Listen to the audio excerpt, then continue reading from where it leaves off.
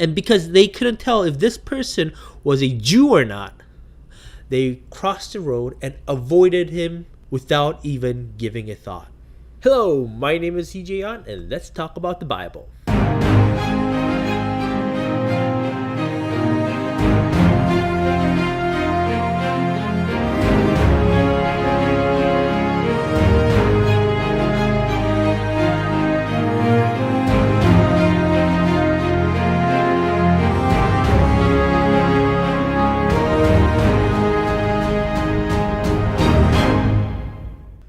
Now, if you recall from a couple of days ago, I talked about why did the priest and the Levite cross the road and avoided the injured person on the road. There are a couple of reasons that can be the answer to that question.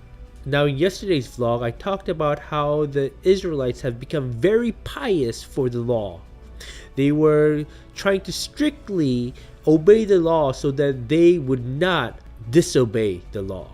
Instead of actively pursuing God's heart and what God wants in our lives, they were too afraid to disobey a single letter in the law.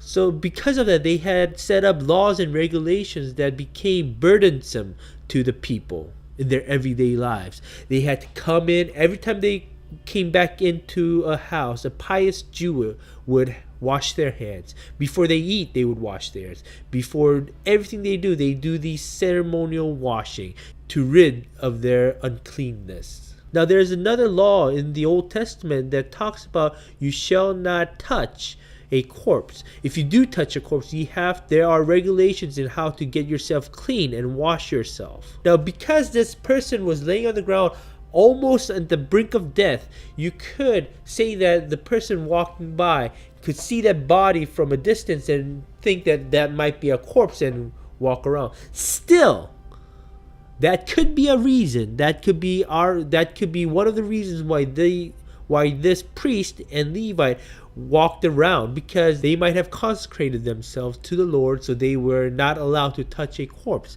Even so, there are provisions in the Bible that says if you accidentally touch a corpse, or if your mother or father had died, there are provisions in how to go about in those exceptions.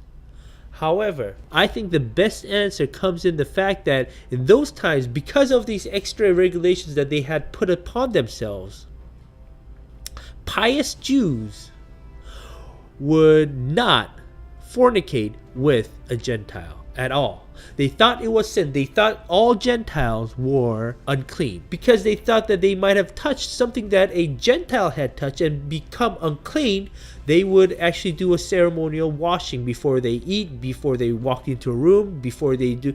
There were extravagant measures to make sure that they were not unclean, so that they would not disobey the law. And in this case, because that person was on the ground, even though he was a Jew, because his clothing were stripped away, they could not tell that if this person was a Jew or not. He did not have that little ornament on his head, nor his hat, or his robe, or his prayer strings, or whatever that would make him recognizable as a Jew or Israelite was missing. So because all that was missing, these two men, the Levite and the priest, would not go near their brother. They crossed the road and avoided him without even giving a thought. And to this psyche, and because the teacher of the law, the lawyer, stood up and tried to put a wedge between the Gentiles and the Israelites, between the Samaritans and the Israelites, between the heathens and the believers, Jesus gave this example. He was revealing how this statement from the lawyer was hypocritical. You, as a lawyer, a follower of the law, put these extra regulations upon yourselves so that not only do you persecute your own people, you're persecuting everybody else in the name of God. Whilst the Bible talks about loving your neighbors. This is how all this comes together.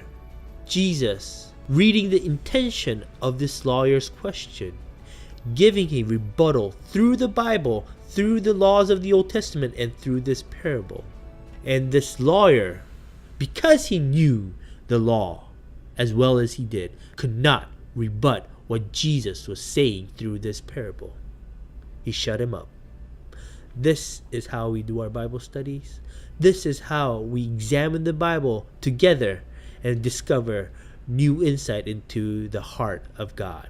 So, come along for the ride. Subscribe. Leave a comment below. Hit that like button. It's easier than the skip button. And I'll see you guys on the other side. Bye-bye.